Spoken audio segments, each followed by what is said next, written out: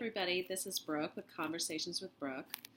I'm here again to share some more where I've been, how I got where I am now, how I'm going to help other people do the same thing. My goal is really to, my mission is to help other people heal if they've grown up in a damaging background or if they've grown up in a cult or some severe religious childhood or whatever, adulthood, whatever it was for you. So I wanted to talk about something that is unavoidable, it's absolutely inevitable, and that is triggers. If you were in this or grew up in whatever it was you were in, whatever the trauma or tragedy was, whatever the cult or the religious background was, you are going to have triggers. So just to define what a trigger is. So what a trigger is, it means that it's something that upsets you and sets you off because it brings up something that happened for you when you were younger. And part of what I want to talk about is some of the things that might bring them up. The other thing that I wanted to talk about is how to handle them when they happen and how to heal so that they're not something that takes away, but also knowing yourself well enough to take responsibility for handling these situations as they come. So, doing these videos actually triggers me.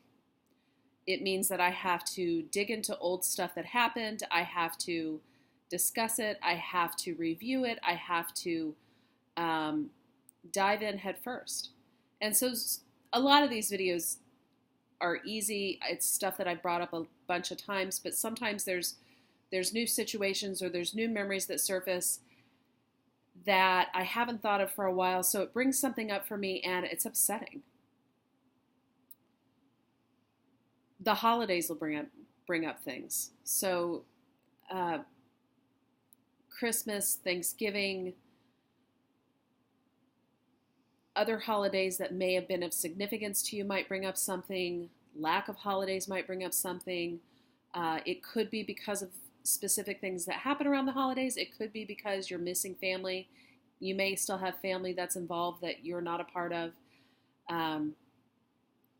You may have lost family that you lacked a relationship with because they weren't there. So it could be Mother's Day. It could be Father's Day. It could be things at your work. It could be walking down the road and seeing a dog that was like one that you had when you were younger. It doesn't matter.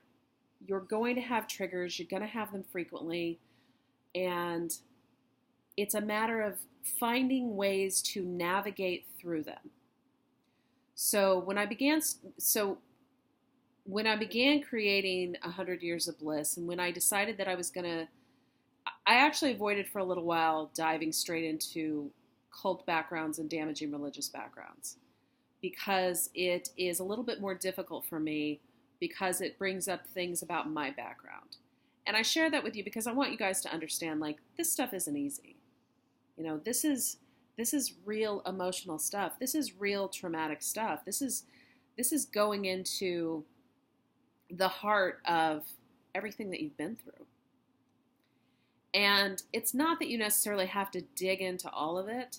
I don't want you to rip open everything and air all your dirty laundry on a regular basis. Venting is not always beneficial. You have to do it in a way that creates more healing than it does more damage. So when you just bring something up again over and over again and say you're just rehashing a situation, from a physical standpoint, your body doesn't actually know the difference between whether or not a trauma is happening now or if it's a trauma that's happened in the past. So if you want to heal something, you have to go to constructive ways of how to heal it so that you're not just re-traumatizing yourself every time you relive a situation. So you have to find ways to do it that are beneficial. So when you have something that triggers you and brings something up, you want to find a way to work through it in a way that you can begin a healing process, not a re-traumatization of yourself. I like to go into the science of things a little bit. Not everybody cares for it. It was something that was really important to me as I've gone through the healing process because I needed something that wasn't just faith-based. I had had enough faith-based bullshit in my life. I needed something that had tangible evidence behind it. So I will share those things with you here some of the time. And if you want more information, if I don't have it, I will send you to places that I've personally found it for myself because I think it's important. So when we're talking about triggers for me have been everything from situations of raising my kids, things that have come up with coworkers, things that have come up with friends, dating, you name it, it has triggered me at one point or another. So the way to deal with them when they come up is it is one of the worst. If you went through years of this, you probably have some PTSD.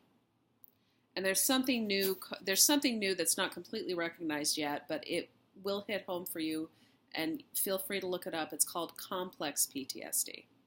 So standard PTSD is where you had, it's like if you had been fighting in a war, or if you had some very traumatic experience like a severe accident, a sexual trauma, things of those nature. Complex PTSD is where you've been through years of a specific trauma. So if you grew up in a damaging environment, you could have gone through years of trauma, years of sexual abuse, years of, somebody who's been in a war, in a country that's been at war for years and years and grew up in that kind of environment, that would be more like complex PTSD. What that means is that it's living in a fight or flight position for a long period of time. When you've lived in fight or flight for a really long period of time, that means that your body has been under undue stress for a very long period of time. So when we're talking about stress, we're talking about, so you can live in, it's almost like there's an on and off switch.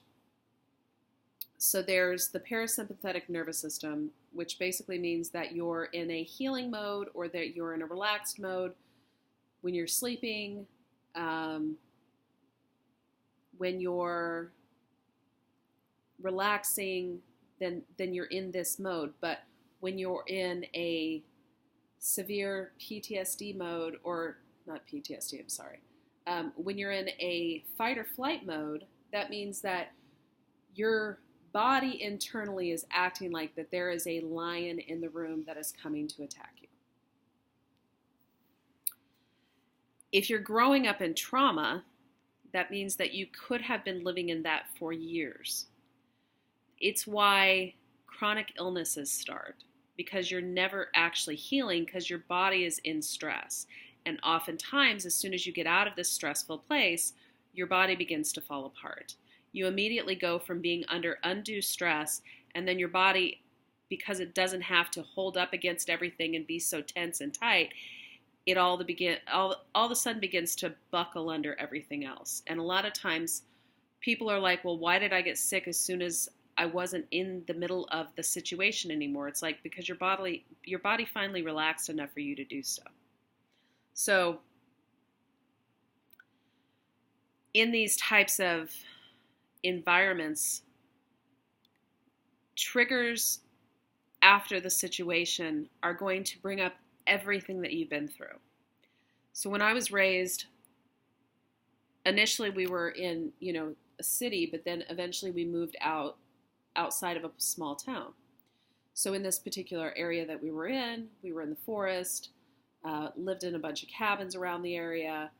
And one of the things that we did on a regular basis that you've probably heard me talk about before is something called processing.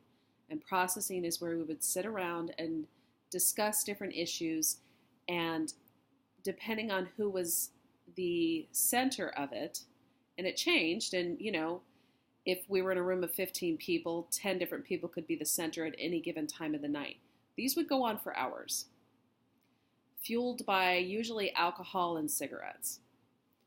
And they were led by anywhere from 1 to 3 different ministers typically.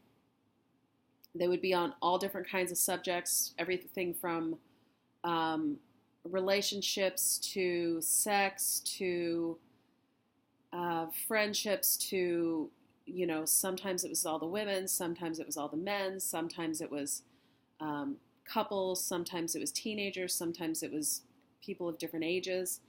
And everybody who was brought to this, we would have to go through, we would have to talk, we would be asked questions, and you never knew whether or not you were going to be directed as being somebody who was going to get corrected by one of the ministers for something. You could be the person that was being yelled at, or you could be the person that was doing the yelling at any given time. They were very traumatic. They were very cruel. You were told things about why you were a bad person. You were told things about why you were manipulative. There was a lot of cussing. It occasionally got physical. So sometimes things would get thrown. Sometimes people would just get pushed.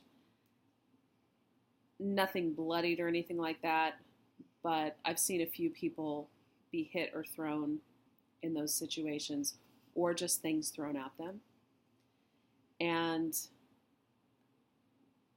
over issues that if you were outside of it, you would be like, that's the stupidest thing I've ever heard of. Why would you get yelled at for that?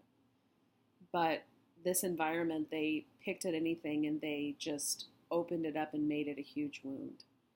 So I was recently at a retreat, and it was one that a friend was putting on, and we were up in Flagstaff, and it was in this beautiful cabin. Day one, we get there in the evening, sat around, talked about different stuff. It was definitely fun. The next day we did this ice bath, and then we did some different meditations. As the day progressed, I started having more and more anxiety. Now, I think from a physical standpoint that once I did the ice bath, that emotionally I was a little bit taxed. And so it just set me into something very different. So we're sitting there, and I began trying to figure out how to get out of there. I didn't know why. I just was like, I have to get out of here. So we had done a couple different exercises, and we were all just relaxing. And I was like, internally, I was like, I have to get out of here. I have to figure out how to get out of here. And I was coming, and I was in my mind, I was like in this like panic. And I was like, I have to figure out how to get out of there. And I remember that I began thinking up lies, and I began trying to make different things up, and I was trying to determine what I needed to say. And then I was like, what the fuck is wrong with me? Like, why am I so panicked right now? Like, nothing was going on. Nobody was talking to me. I knew we had different events that were going to come up, but I had already, I went and I had taken a nap, and my sister lived close to where this was being held. So I actually ended up texting my sister, and she was out, and she's like, well, I'm out and having a drink if you want to come meet me. I was like, I will be right there. And I had made up all these lies about why I had to leave. And I was like, why am I doing this? Why am I lying about this? Like, I'm a grown woman. I have no excuse for anything. I don't need to lie to people about this. This is what happens when you get triggered. You don't think straight. I went to the guy who was putting this on because I wanted to be respectful enough to let him know that I was going to go see my sister, and that's all I did. I said, hey, I'm going to go see my sister. And he looks at me, he's like, okay. That was it. In my head, there was a fucking battle going on, and it was with nobody else other than myself. And it was all of that trauma and all that fucking stuff coming up for me, and it's like, you can't explain it. You also can't turn it off. When you are in that mode, you can't just go and turn it off. Sometimes you have to get out of where you're at and whatever is bringing it on. Sometimes you're not going to be able to explain it to anybody. And the other thing is, you may not want to explain it to those people, because to the people that you're with, because trying to explain years of fucking trauma is really difficult. And most people are not going to understand it. Be like, hey, by the way, guys, I spent a lot of years in a cult, and, sitting here right now has brought all of this up. You could say that. But when you're in the middle of that fucking cycle going on and you're in all this PTSD bullshit, that's not going to be able to just come out real easily. So I just got out for a moment. Go see my sister, cried all the way driving over there, show up to Oregano's to have a drink with her, and I'm sitting and talking to my sister, and I was like, I'm so triggered. I just realized I can't sit in a cabin and talk with people in a circle. It brings up too much stuff. And there was nothing anybody was saying that was unkind. It was a very wonderful environment, but I couldn't be there because it triggered me for all of this childhood trauma and crap that had happened to me. Went back later that night, calmed myself down, decided to use all the tools that I have, and I do a lot of different things to get myself into a different state. I exercise, I meditate, I journal. I did all of them. I woke up the next morning, I went for a long run, and I came back, and I still could not get myself out of the anxiety I was feeling and being there. And at that time, I decided it was time for me to leave. That there was no benefit of me being in this environment and torturing myself with the anxiety I was in, regardless of what I had come for. And so I left. And I told I told the person who was putting on the retreat, I was like, I respect you enough that I want to tell you I am having an enormous amount of anxiety, and this is triggering me, and I'm going to go home because I'm going to honor myself.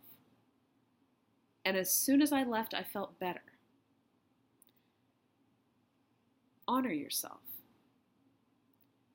When you have triggers come up, honor that they're not all going to be explainable. Have some tools for when they do, as far as getting yourself in a different state, whether it's meditation, whether it's exercise, whether it's music, whether, there's a lot of different things that can help you. But at the end of the day, if you need to leave, honor yourself. After I left, I felt better. And I reviewed why I got into that situation, and I talked to my friend who had put the retreat on about it. And I explained to him, I was like, I just can't do this. It brought up a bunch of stuff for me, it was very interesting. I mean, I reflected on it for a long time about why it did and if there was something I could have done that was different. I try not to overthink it too much. I try to just, when those situations happen, I try to just send love to the situation and just be like, at the end of the day, I grew up not honoring my feeling and the way that I felt in a situation. And if the only thing I needed to learn out of this was to honor myself so that I left, that's okay. So give that to yourself if you need to. So allow the triggers to come. It's going to be okay. Love yourself through them. You're strong. You've had things happen, and you don't have to live in it either. So it's about giving yourself the tools to get through them. I can help you with a lot of those. Hopefully you're able to pick up some through these videos. If not, if you'd like to get a life blueprint, go to my page at 100yearsofblissquiz.com, and you can get a life blueprint. You get a free life blueprint when you fill out the quiz. I look forward to connecting with you, and I hope you all have a wonderful day. Talk to you soon. Bye-bye.